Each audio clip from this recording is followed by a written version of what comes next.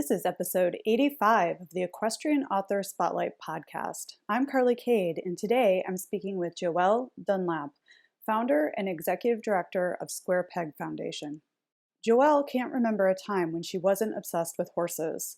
Born into a non-horsey family that moved every few years, Joell sought out unconventional ways to bring horses into her life as a child.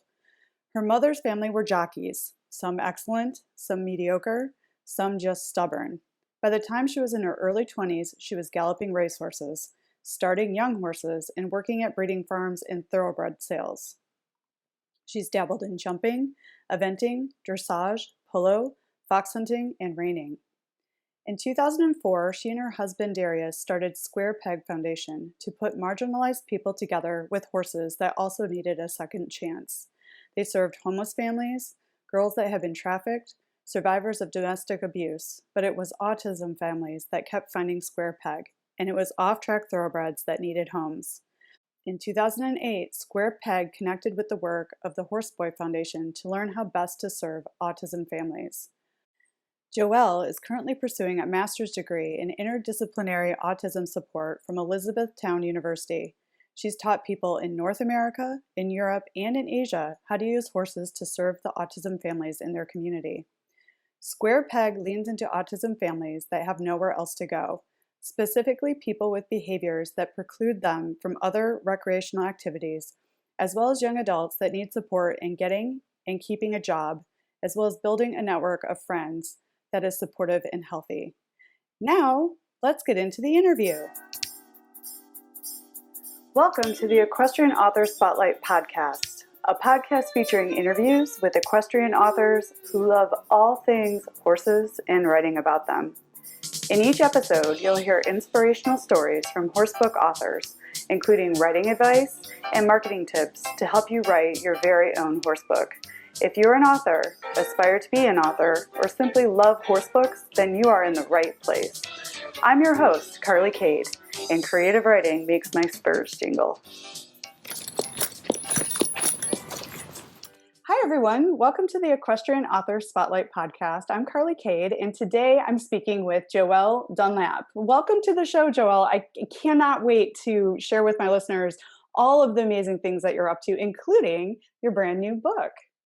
Thanks, Carly. It's great to be here.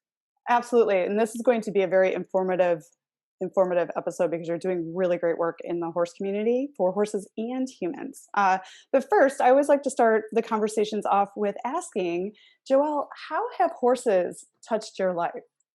You know, horses are my life, and I guess kind of always have been. I think, like so many of your guests, I think we all start out saying the same thing, that we were book geeks and horse geeks. But yeah, horses are morning, noon, and night around here, and it's a great life. So I'm grateful. And as I was galloping around doing a little research for your interview, you have galloped racehorses. You started doing some of that work. Can you talk about, and you've tried a variety of different disciplines in your riding life. Can you talk a little bit about what it's like to gallop a racehorse and some of the other disciplines you participate in?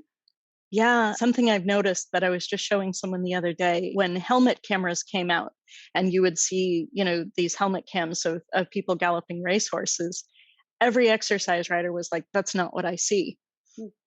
I don't know where they've put the camera lately, but the ones coming from the Kentucky Derby right now of the morning workouts of these horses, they've moved where the camera is, and that's what it looks like, and that's what you see. So if you get the chance, it really takes you along for the ride, and it's so impressive, what the technology's done. But it's when you're right, every horse book is a little girl riding across an open field where there's nothing in front of you and there's nothing in your way, and that's a metaphor for so much.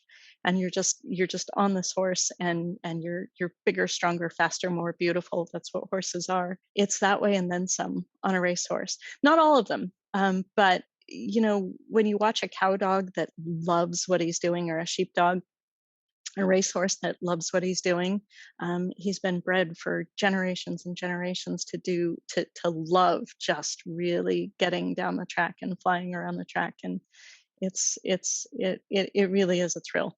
It's really special.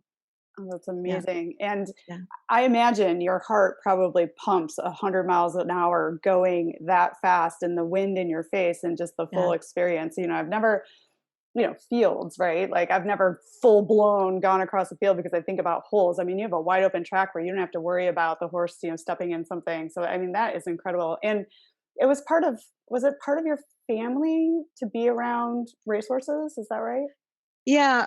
My mother's family, so four of her uncles were all jockeys, which meant that she hated the track, was terrified of the track, and didn't want me anywhere near it. And Mm. you see how that worked out. When you first start breezing racehorses, thoroughbreds, you usually start by going 3/8 of a mile, which is just kind of the top of the turn to the finish line on a mile track. And then when you get strong enough, you start to breeze a half mile and 5/8 and 3/4 of a mile. And the first time I breezed half a mile, I was so excited, and this horse was so fast, I forgot to breathe. And then when I got to the finish line, I stood up and I took this big deep breath, and all I saw was like, the edge of my vision getting fuzzy, and I almost passed out. And it was just, I was so excited that I forgot to breathe. So, anyway, Wow. don't forget to Wow. breathe. Yeah, that's how exciting it really is. Yeah, Always breathe. Yeah, our breath is our biggest breathe. asset. Breathe through the hard times, breathe through the exciting times, breathe through writing those books. My goodness. breathe, Yeah. breathe through it all. And you went on, you did the galloping of the racehorses, but you've also done eventing and jumping, and Mhm. I think there was some reining in there. So you've explored a lot of different disciplines in your Yeah, riding life. yeah, yeah. And you have furry friends in your family. Do you want to tell us a little bit about the horses that are in your life right now? I do. Square Peg Foundation, we actually have two farms, one here in Half Moon Bay and then another one in Sonoma, California, which is about 90 minutes away. We have 14 horses here in Half Moon Bay, and we have 10 in Sonoma. We have two smelly, fabulous bloodhounds. Yeah, and let's see, out of the 24, I think 18 are thoroughbreds, and one fabulous pony, a couple good quarter horses. You Oh, know, fantastic. Sounds like you're living the dream, having that many I horses. really am. Yeah, Yeah. yeah, And yeah. you're giving back too. I was really excited to have you on the show to talk about this. You are the founder of Square Peg Foundation, which you just mentioned there, and you work with uh, autism families with your herd of repurposed horses, and most of them are former race horses. Mhm. And you've presented at conferences worldwide on the subject of thoroughbred aftercare as well as therapeutic use of horses for people with autism. Talk to us about Square Peg Foundation and the work that you do. I mean, this is just amazing. Thank you. Like you said, we started in 2004, and we called it Square Peg Foundation because we wanted to bridge the gap between people who wouldn't thrive in a therapeutic riding program and wouldn't thrive in a traditional riding program. And we wanted to find those square pegs. Who are those people that wouldn't fit in either of them?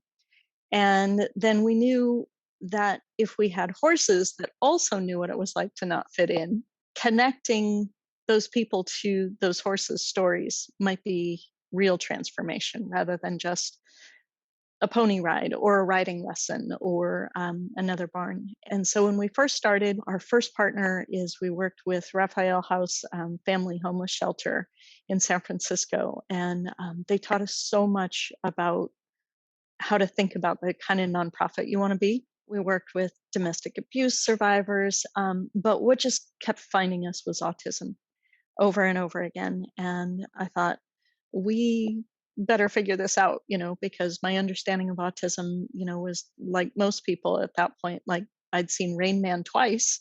So that was about as far as it went. So we reached out for some mentorship, and we connected with Rupert Isaacson and Ileana Lorenz, who at the time were in Elgin, Texas, just outside of Austin. And Rupert and his son, they chronicled their family's journey through autism in the book and the film The Horse Boy. And Rupert was a journalist by trade when he started all of this, and has authored about 9 books and has been a really good mentor to me in writing as well. And his partner, Ileana, is a systems thinker. She's a German, she's a dressage rider, and she really took his ideas of what was happening with him listening to his son and his autism and really put a framework around it and how the horses would best serve those families. And boy, did they do a lovely job. And then they really branched out. They realized they could only serve so many people. When the film and the book came out, people got really curious, as they do, which is lovely. And they started wanting to come out to Texas to see the horse boy ride. And Rowan, the son, really made it clear that he didn't want to be a freak show, that he didn't want to be in a fishbowl, and that his privacy and his dignity were really important. So they really set out in trying to help programs like Square Peg at the time really understand autism, really understand how to be effective. And we just kept growing and growing and growing. And the need to go into therapeutic riding programs and help them understand this wave of autism families that were wanting services meant that I started traveling and teaching, which I enjoyed a whole lot more than I thought I would. And it's just taken me to some beautiful places here in the States and in Asia and in the Pacific Islands and Europe, and it's been a beautiful ticket to ride. That's incredible. And what a partnership with the gentleman that wrote the book Horseboy, which is a fabulous book, and also the documentary. I recommend that. I'll link to that in the show notes. But yeah, that really opened up a conversation about how animals can be a healing, almost understanding aspect for people with autism. Yeah. And and so you naturally sort of gravitated towards autism because you found that the connection with the horses was working really well. Because what I'm hearing is you didn't have anyone specifically in your family that had autism, so you had to educate yourself Hmm. on the Hmm. whole process. Hmm. So you found the right partners, you looked at what kind of nonprofit you wanted to be. How was that journey for you? How, you obviously worked with professionals, but I imagine there was a lot of education that went on for you in order to make this foundation work the way you wanted it to. Is that right? It is, but we got really lucky in having mentors that were just really, really, really learned and kind and generous with their time. And we're in Half Moon Bay, so just on the edge of Silicon Valley, and everybody loves a startup. And so we got some really great advice from Ann Firth Murray. Started the Global Fund for Women.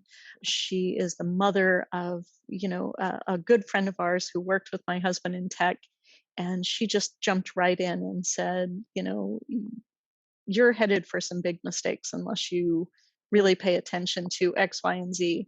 Yeah, and it was just mentors like that. So I would say, if your heart is pulled towards service and you're thinking about a nonprofit, seek mentorship. Hmm. Training is great, but those mentors that you can call at 11 o'clock at night and say, my board's gone rogue and I don't know what to do, and fundraising sucks and I don't know what to do, because all those things are true. To have those mentors that are going to not only help you through it but really love you through it, Hmm. and keep you focused on what's important. Yeah, and find your herd. It's like that with any Find your passion herd. or any dream. Yeah. Absolutely. Authors uniting and helping each other and spotlighting each other and supporting each other, communities for nonprofits or people wanting to make a difference. That you can't do anything by yourself. It's all the people you surround yourself with. So that's fantastic Yeah. advice. Yeah. Now, the aftercare for thoroughbreds component that you threaded into the Square Peg Foundation, talk a little bit about the inspiration behind that. I mean, clearly you have a big connection with thoroughbreds because of Hmm. your Hmm. history and Hmm. the riding Hmm. you once did. So let's talk about that. It's super cool, and I can't wait for other breed associations to really follow the lead of what's happening in the thoroughbred industry. Now, does the thoroughbred industry have a long way to go? Absolutely. But if you would have told me, in the economic downturn in 2008, that 5 years from then our biggest source of support was going to come from the racing industry, I probably would have hurt myself laughing. And that's exactly what happened. And it was concerned breeders, concerned owners, concerned people in the business who realized that taking a responsibility for these horses when their careers were over was critical to keep the industry going. So not only was it the right thing to do, but it was the only thing to do to to help the sport redeem itself out of some some rough times. So the Jockey Club put together Thoroughbred Aftercare Alliance. California led the way with a fund they called the Karma Fund, and that was legislation that actually took a small portion of people's purse money out and put it in an aftercare fund. And if you wanted to go into the paymaster's office and opt out of that, you could, but most people didn't know about it or wouldn't take the time to opt out of it. And so that fund started to build some money. The people that started Karma got together with the Jockey Club, and they started the Thoroughbred Aftercare Alliance that really did this super stringent accreditation process. So in order to receive funds from those funding sources, you had to prove that you actually knew how to take care of these animals, that you had, solid contracts, that you had a bank account. Michael Blowen of Old Friends, and if you ever want to talk to a really good storyteller, you should talk to Michael Blowen at Old Friends. He always says, "I went through the TAA accreditation process and a tax audit, and I'd rather do a tax audit." So So they're it was serious. Yeah. they are serious, and it's run by horsemen and businessmen. So they're looking at your horsemanship, they're looking at your business savvy, and once you pass through that process, you're eligible for funds, and it also definitely bumps you up with other organizations that fund aftercare. To be able to say that we're accredited. So it was just neat that the industry really thought it through, because, when they first started, they did what everybody did, and they would give funds to people based on the number of horses that they adopted out.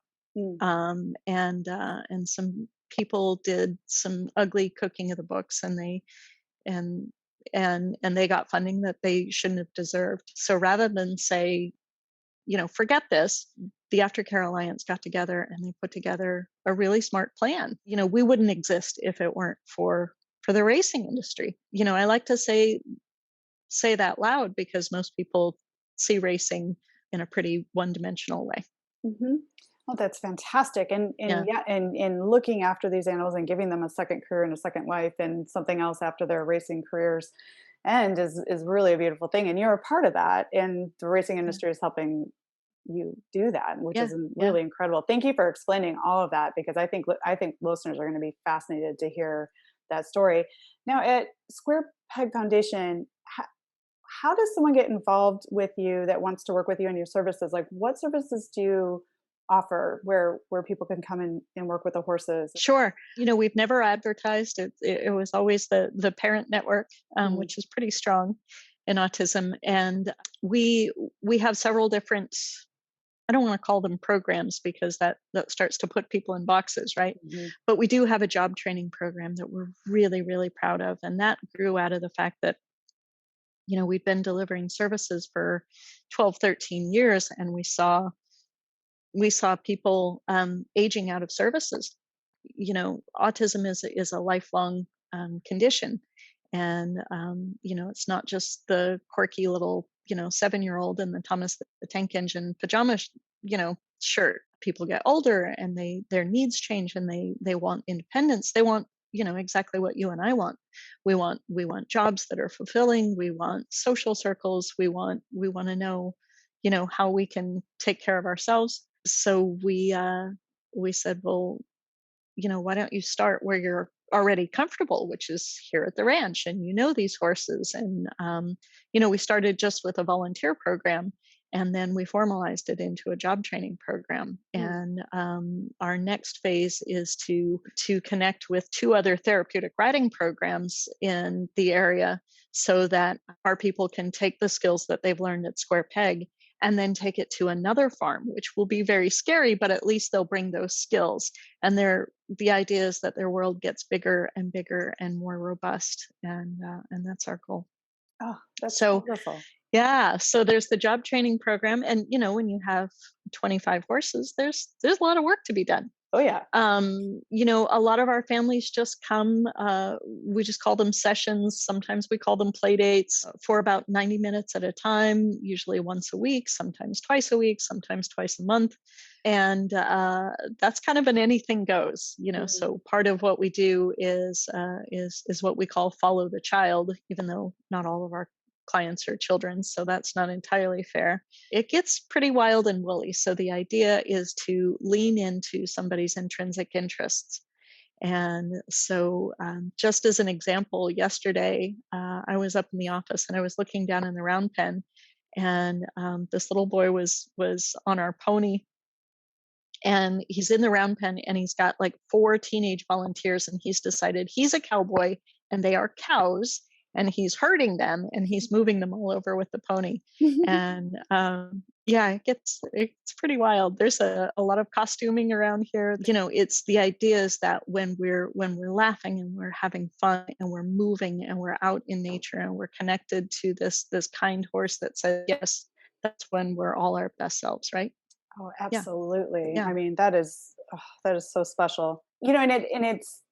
What I'm hearing is it's specialized to the needs of the individual, and the horse is Absolutely. there as support. And I just think that's really incredible. It's a gift to humans and to horses that you're doing with Square Foundation. And you're being recognized. You're actually the recipient of the Jefferson Award for Outstanding Community Service.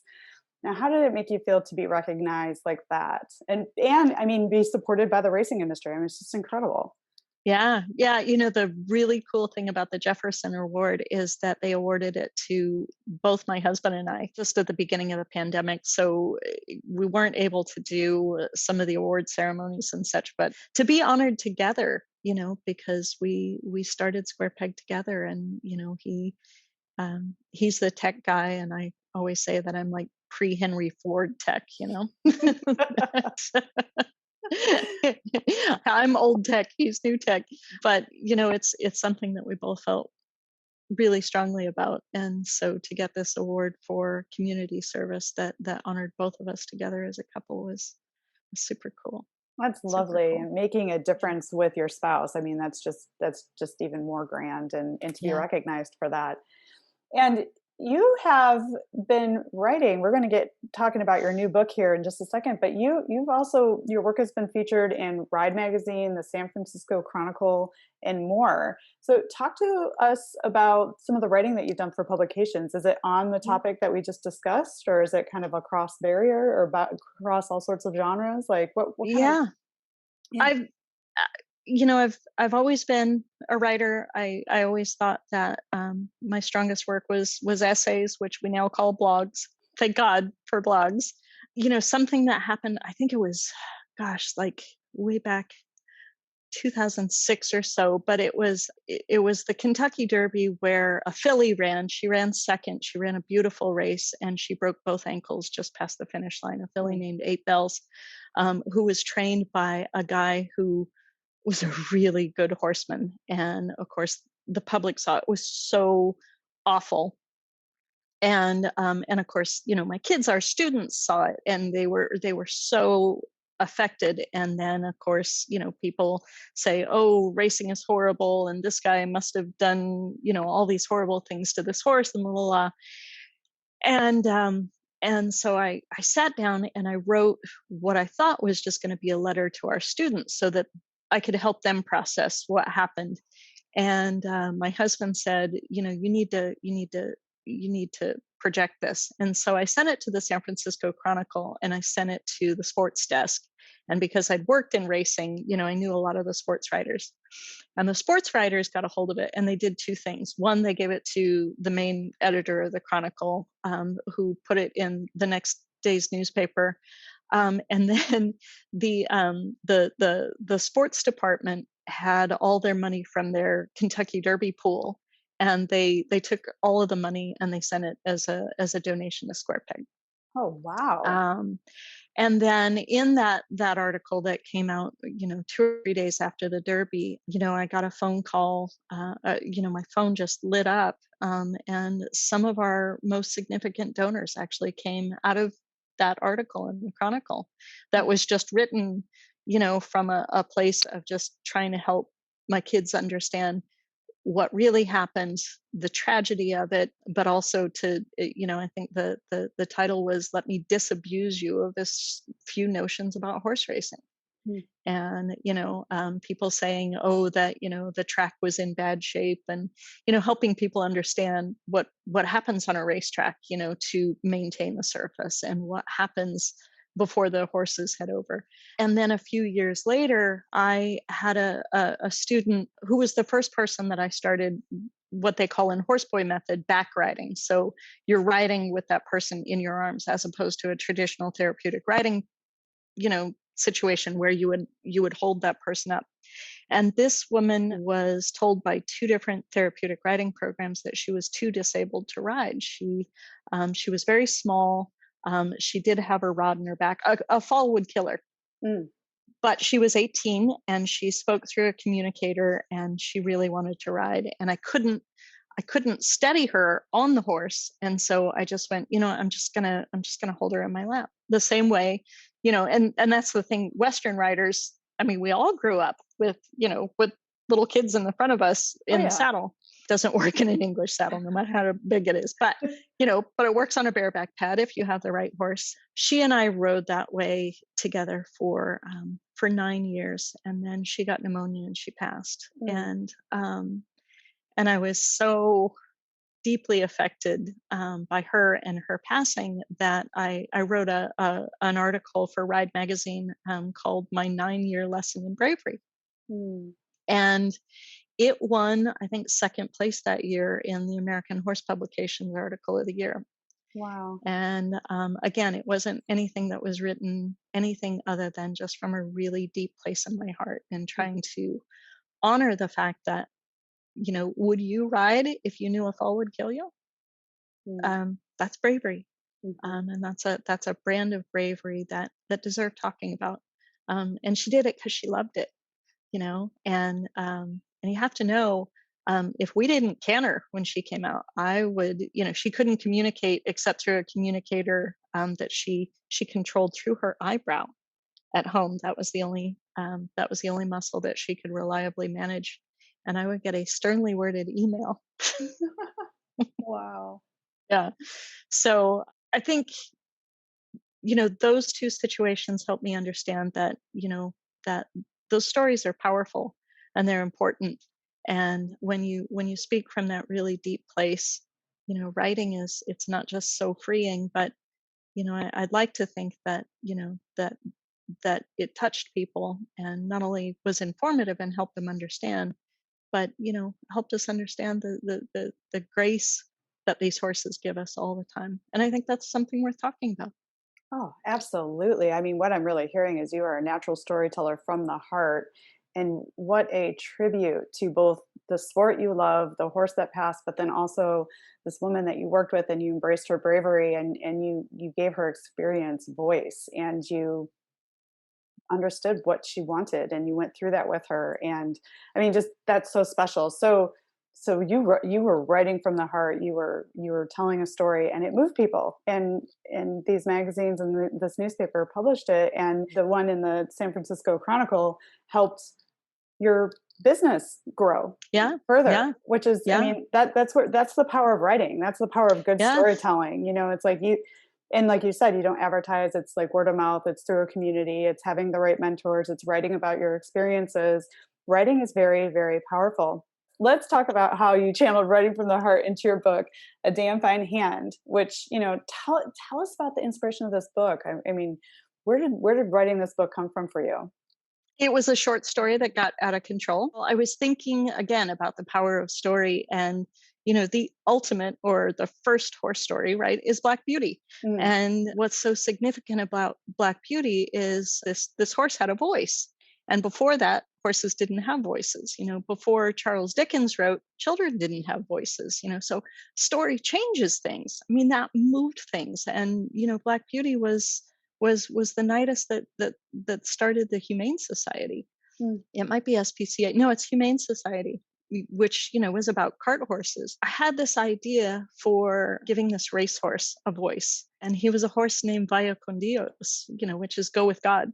And I thought, well, horse can only be present right? He can only be in the present moment. And what a beautiful exercise that would be. And so I was just kind of flexing muscles, and this story of this horse came out. And then one of my dearest friends at the same time was in a head-on collision on the racetrack. Oh my. And it was awful. And just thinking about how she dealt with being injured and healing, and how I was, sitting at breakfast with my dad and my husband, and all of a sudden my phone lights up and three different people called me to tell me that she was hurt on the track. Mm. And I started thinking about that network of women and how we all support each other. And so on this other side, I started, writing this story. They're aging athlete stories, but they're never women's stories, right? Mhm. And so I thought, well, we need to tell the aging athlete story from a women's standpoint. And both stories ran in, smack dab into each other, and just made a big mess in my brain for a whole bunch of years. And the more I wrote, well, I guess with anything, right, that's that personal, you know, there's little bits of me in all these different characters, and all these people that I love, and it became a really, really, really personal Mm. piece. And my great uncle, who was a terrible jockey, passed away at the same time, and so of course he showed up in the story. So it's such a terrible pun, but it was a wild ride from the get-go. And so it was a short story that got out of hand. The short story, kind of standalone on its own, of Vaya con Dios, I sent to the New Yorker, and they held on to it for 4.5 months. So it either got lost in a slush pile, and if you submit something to the New Yorker, you can't submit it anywhere else until they give you. So they did write me a very nice note back, and it was so nice I cried. But they turned it down, and I thought, okay, well, if it was good enough for them to think about it pretty hard, maybe there's a there. Yeah, and it sounds like it was still very alive for you, that short story that you then expanded into what is now a full length novel. This is Yeah. fiction, right? And I Yes. think what Yes. you said too, there is little bits of us, all of us who write fiction, there is little bits of us that show up, or little parts of our life that were experiences, or people that inspired us, and they wind up being mixes of all sorts of things. And even though it's fiction, there's little flickers, because where else do you write from, right? You write from Sure. your own experiences, and your own things that have touched your life, or things that you read about and experience because you're interested in learning more. And what I love what you've done with this too is all proceeds from the book sales benefit the Square Peg Foundation. Tell us about how readers can get their hands on this, and how it's available, Sure. and and what message you're hoping to leave with people after they finish reading this book. Sure. I'm such a storyteller. I love stories. Stories, Okay, good. that's why Okay, we're good. here. That's why we're here. Okay. I was did you read Dave Eggers' heartbreaking work of Staggering Genius? I have not, but now my ears are pricked. Yeah. It's such a polarizing book. You either love it or hate it. There's no Mm. in between. He started McSweeney's Publishing. I had given it to a really good friend of mine who is, just a really, really voracious reader. And I love to hear what he thinks about things, and discussing books is just something that I love doing with him. And I gave it to him and I said, "What'd you think?" And he said, "Well, I think he told the story he needed to tell." Hmm. And if you think about the title, A Heartbreaking Work of Staggering Genius, basically he's like, I own the publishing house and I'm going to tell my story. And he then went on from that story and wrote a bunch of other books that, are extremely well received. But I don't think that he could have done that until he told his story. Mm. And even though A Damn Fine Hand is fiction, there's so many people in there that I love. There's so much truth about racing and the way I feel about horses, and some, people and things in my life. I felt like I'm just going to tell my story exactly. And I'm not going to start a publishing house, but I'm going to self-publish this book. and I'm going to sell it as a fundraiser for Square Peg, and I'm going to go completely around Amazon, and so you won't find it on Amazon. So we kind of just we went rogue with it, and the story's rogue, and our marketing of the story is rogue. So you can buy it at adamfinehand.com. You can download it as an ebook. We are working on an audio book version, but that's going to be a big project. Mhm. We published it through gumroad.com, whom we just love the way they think about keeping money in the artist's hands. So that's really the story of, and all the proceeds go to Square Peg Foundation. I figure that also gave me a license to really promote the book in a big way, because people know that this is going to a charity. This is going to care for real horses. This is going to care for, real people needing services. So that was our wild rogue idea for marketing off the beaten path, publishing off the beaten path. I Yeah, love it. I love it. And you're keeping the money in your pocket, particularly because you went digital to start. Audiobooks are getting huge too. That's a really smart move. sure. And it's all going back to the organization, which is so beautiful. Speaking of reaching readers and the marketing, how are you getting the word out about this? Obviously, being on this show is part of that, but how Mhm. else are you reaching out to readers to let them know that they can purchase this book to support making a difference in the lives of humans and horses through Square Pug Foundation? Social media has been really kind. Facebook marketing is pretty smart as long as it's as smart as you are, right?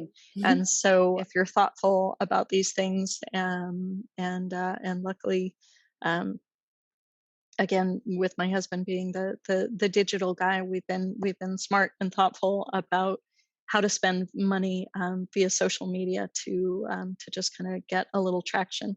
Yeah, things like this, and people have been really kind, and so they're starting now to write reviews, and Goodreads is a really great spot. Yeah, yeah, Yeah, and I'm hearing that you have built a community, you have a herd. I think word of mouth is going to be a big part of this project as well, and I just think so. spreading the word that this Yeah, book is available. It makes a difference. Your money makes a difference when you purchase. Not only do you get the escape and the enjoyment of a good read about horses and people and humanity, but you're making a difference at the same time. I love that. Now, I like to ask these questions because the answer is always a little different, and I'm going to give you the room to answer how you'd like. So because you've started a a big deal foundation that's making a difference, but you've also written a book. So for you, what's been the hardest part about being the founder of a charity like this, or being an author? And then on the flip side, what's been the very best part? And you can answer it from either way, or both if you'd like. sure. I think the hardest part about running Square Peg is when people desperately want you to take their horse as a Mm, donation mm, and you can't, or if a family comes to you and we've got, I think we have 25 or 30 families on a waiting list, and mm, that eats away at you. You never want to tell a family no. You never And then when someone offers you a horse, you always wonder, what happened to that horse. um, I've been doing it a while, and we have, a pretty good network. And so oftentimes I'm able to refer people, and sometimes just try and gently inform them, look, this horse might live to be 35 years old. And he packed your daughter around the AOs for mhm, 6 years and got her through high school. So maybe just, we just plan to pay for him for a while, even though it's mhm, hard. That's a hard one, because you never want to hurt somebody's feelings, but sometimes you have to deliver a little bit of truth. So that would be the hardest thing about running Square Peg. And I think for me as an author with this piece is I wrote in a vacuum. I wrote in a closet. I wrote so alone. And the next project that I'm working on, I immediately started collaborating. And it's just such a different experience, and just completely different. So, and making the time to write is hard when you're mhm, busy. Just giving yourself license. You have an idea, you have this scene, you're just going to crank out the scene. And then if it goes in a completely different direction, to trust that you can always scrap it later. And sometimes, the most beautiful, surprising, fun things come out. So I would say those would be the hard things. The best things, when I rewrote the ending of A Damn Fine Hand, and it had been sitting for a while, and I read it out loud to my husband, and I looked up, and he was just sobbing. It's like, Oh, "Look at me." I don't know why that was such a good feeling, but it was, just to think that you affected somebody deeply, and that yeah, your words, that you actually you made someone feel something. Yeah, and that special. was pretty groovy. Yeah. Yeah, Yeah. very, very groovy. That That's was amazing. groovy. That's why that's why we write, to move, touch, and Yeah. inspire. And it sounds like he was truly moved, touched, and Yeah. inspired. Yeah. And that he felt, where you were going, Hmm. you hit the mark. Hmm. Um, that was really satisfying. Oh, Not that making your husband cry is a great idea, but uh, it- it's yeah, okay. but it was It the good, it was the good was a kind good of cry. cry. He was like It was a crying at good your writing skill, and that you followed the muse. And I love what you said Yeah. about trusting it if it's taking you somewhere, and just letting yourself go there, could, because you can always scrap it later. But I do agree that sometimes when you just put yourself to the side and your head to the side and you just let it go, some of the most amazing, incredible things happen. Sometimes I'm like, where's this character taking me? I'm not even Yeah. here. I'm just following this, Yeah. just Yeah. following this person. And all of a sudden I'm like, and then later I'll read it and I'm like, whoa, where did that come from? I'm not even there. Yeah. Pretty Yeah. special feeling. And then Definitely. and then the best part of running Square Peg, I imagine there's a million best parts, but Yeah. I'm at a point right now where I think maturity wise for me, and also getting better and better at helping people understand how to do this work. We have some people on staff, watching them just bloom has been the coolest thing, you mm, know, the mhm, coolest thing. And watching them do better work than I could, just more creative and more joyful and good horsemanship, and being told, Joelle, I get to make my living playing with kids and horses every day. This is really a dream. And realizing that their excitement carries through to the families, their excitement carries through in the quality of care that the animals get. mhm. That's really, really, really satisfying. Oh, Yeah. that's beautiful. And it's like taking something and you're kind of handing it over, Yeah. and passing the torch, and they're spreading it, and it's just growing. And that's just beautiful. I, Yeah. I'm like, woo, I'm moved. That's lovely. And I think you are probably one of the best people to ask this question to. Like, what advice would you give someone who has a big dream, who, whether it's starting a charity or writing that book, or getting on a horse for the first time, or anything? Like, what would you say to someone with a big dream? I'll give you the advice that a really good friend of mine gave me. He was our founding board treasurer. And we were just getting started, and I was trying to figure out what we were all about. And he said, Joelle, I'm going to lock you in this room, and I need you to, he's like, you're a writer, so you need to write it.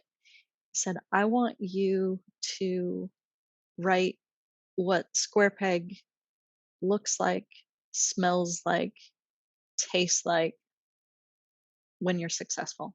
Mm, And I want to know what colors you see. I want to know what bird songs you hear. I want to know what you have for dinner at the end of a long day. I need it to be this really sensory experience, and just roll with it. And I may have said something like, and then we're going to do a trust fall or something. I was really grouchy at him, and he's like, nope, this is what you have to do. And that document that came out of that room helped us make decisions in really, in times where, we could go after this one grant and serve this whole other population, or do we stay small and make sure that we stay true to our mission? It helped me stay true to what the end game was all about, right? And so I think, with writing a book, Dave Eggers, when he had to tell his story, it's the story of, both of his parents dying from cancer when he was I think in his early 20s, like within 6 months of each other, and mm, then he and his sister had to raise his little brother. That's a story he needed to tell, and mm. until he told that, he couldn't start telling all these other stories. So I think giving yourself license to, even if it's just a journal, but tell your story. Tell Mm. your story and tell it true. And then if you need to, hang a bunch of fiction on it at some point, then you can do that. But yeah, tell it.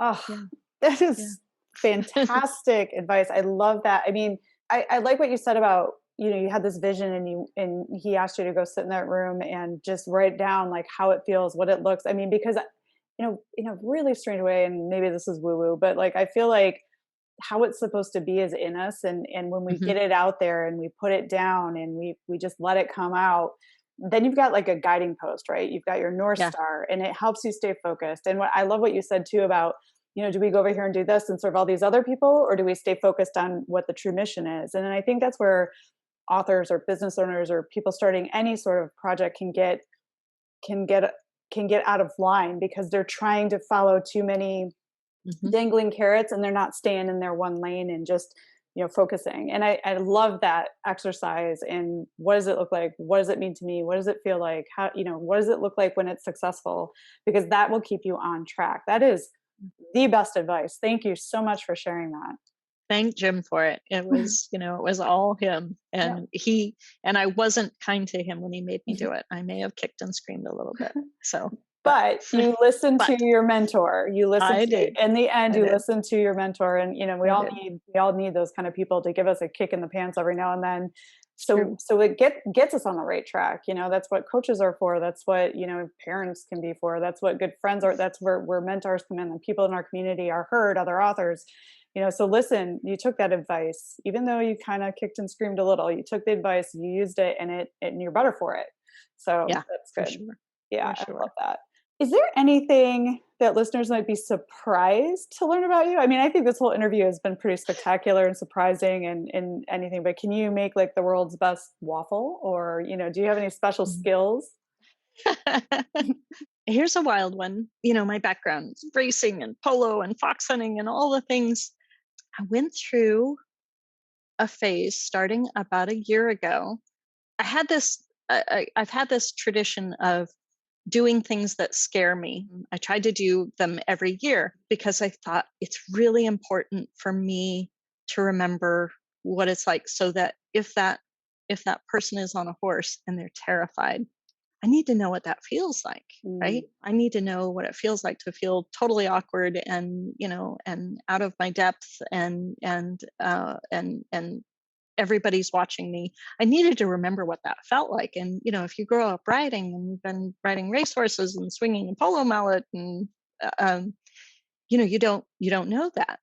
I was doing kind of some personal work, and all of a sudden got extremely anxious on a horse. wow. Yeah. And I think in the process of writing a damn fine hand, there's a character who does ride scared all the time, and she's autistic, and she's terrified of other people. She's actually pretty good on the horses, but of course Mhm. she feels watched. But I was always seen as brave and bold and courageous and fearless, and to feel tremendous fear on horses that I knew, and to just have to sit with that Mm. was it was surprising for me. So, and then I realized that through the personal development work I was doing, I was actually just learning to feel. And Wow. maybe, yeah, maybe there was anxiety all the time. I don't know, but it was such a new feeling, and to just sit with that was very surprising. Yeah, Wow. Thank you for yeah, sharing that. But and also in a really bizarre way, it's almost like that was a little gift because you absolutely. Yeah, really got to connect with what it would feel yeah. like for someone that you're working with to have that experience. Didn't feel like a gift at the Yeah, no, time, but I you're right. never, right. Yeah. Well, Never yeah. at the time do those moments feel Never. like a gift, but in the end, like I see that Yeah. you can look at that Yeah. and be like, I can Yeah. really, and good on you for taking on experiences that challenge you or frighten you so you can have more empathy for the people you're working with and put yourself Yeah. in that position, because I think sometimes we forget when you're reminding yourself, right? Like everybody has a different perspective of Yeah. the way things are. That's really Well, cool. and we've all had that trainer that's just like, just sit up and do it. Mm-hmm. and you're like, no, my horse is really da, da, da, da. Just put your hands down and put your heels down and do it. Mm-hmm. And I've been that instructor. There was a time, and to be able to realize that, that's completely not available, and understand that when someone's anxious, nothing is reasonable, right? Mm-hmm. Mm-hmm. Nothing's reasonable.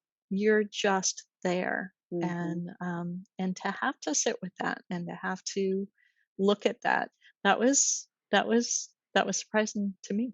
So Wow. And I imagine the holding your breath like you did with the racehorse that whole first time, and then you realized that you had to breathe. I imagine getting through that moment of anxiety for the first time on the back of a horse that you trust, you had to do a lot of breathing to kind of yeah, just sit with it and be with it. So yeah, another yeah, great piece of advice from Joelle through this whole thing is breathe through the moments of life, because there's always yeah. something.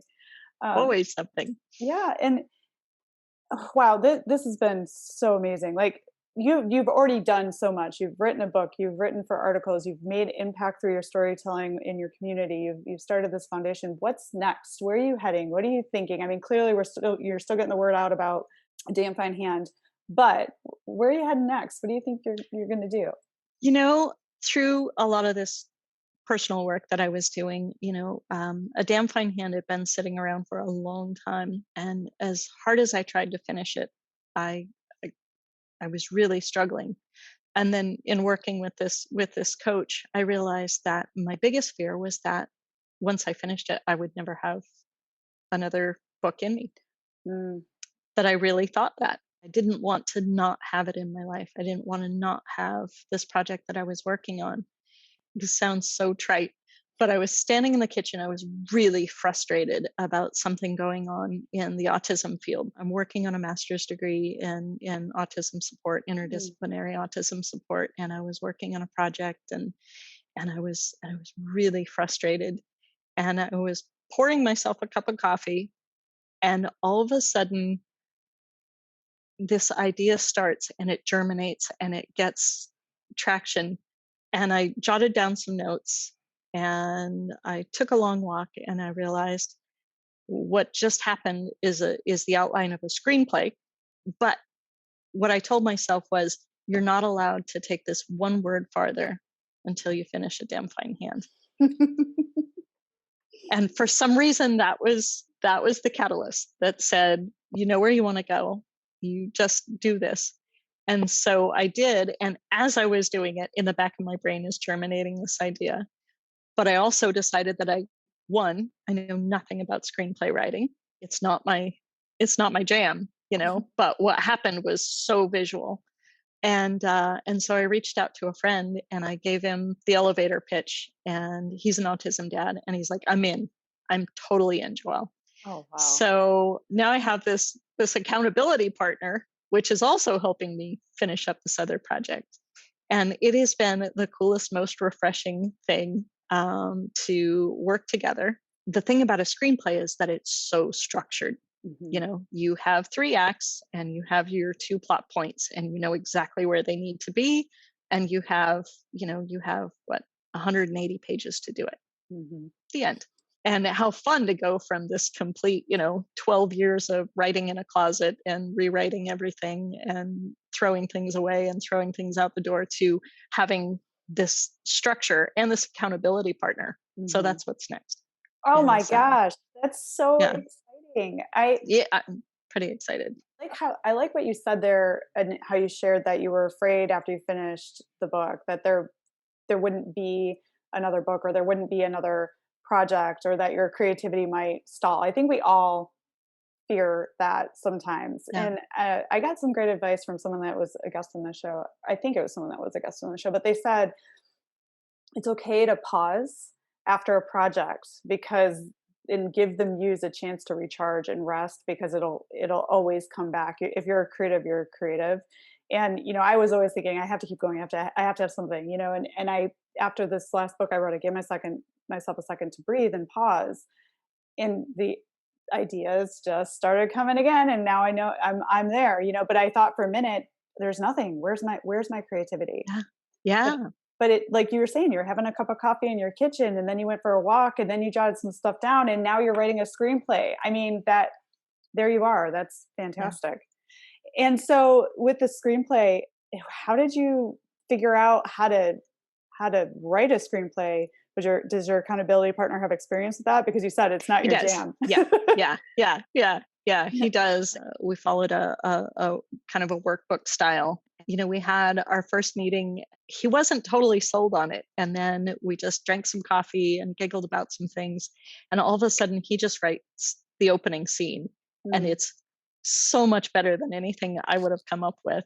Anyway, just really exciting, because we have the structure and now we just keep building scenes, and it's fun. Oh, It's really fun. It's a completely different experience than the novel. And it just feels like, just flexing a whole bunch of different muscles. in the script, are there any horses involved? Is this There really isn't, which is so unlike me. We haven't ruled it out, but definitely groups of animals play into it's a young man who doesn't speak. The moments where he's most transformed is watching murmurations of birds and watching dolphins swimming together and watching groups of animals move together. So there's an obvious inroad to using horses, but I wanted to make sure that that it wasn't the only thing, and just see where that took me. That's perfect. But And spoken wonderfully, because we write horse books, or we're so focused on horses, we don't only have to do that, and I love that, yeah, I love that this project is taking you in a little bit of a different direction, but the animal connection is always kind of there for yeah, us because that's in our blood. But you can explore like whatever hmm the muse is saying. Like I always say, follow the muse, because you're way better off following that, because that's the true inspiration than like trying to force something. So I think that's yeah, beautiful. yeah, yeah. And Joelle, I just am so impressed by you. You've offered so much wonderful advice today. I'm so Oh, glad we've gotten to meet each thank other. you. I look forward to continuing our relationship. And can you let listeners know where they can find you and your books Sure, and Square Peg sure. Foundation online?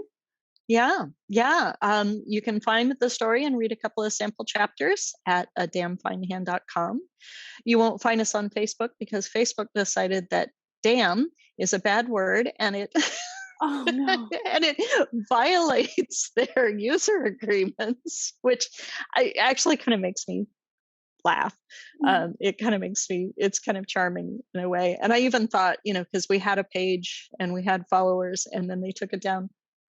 Oh So my. you won't find us on Facebook. You won't find us on Amazon, but you will find damnfinehand.com, and squarepegfoundation.org Mhm. is how to reach Square Peg Foundation. And we also have a Facebook community with Square Peg Foundation.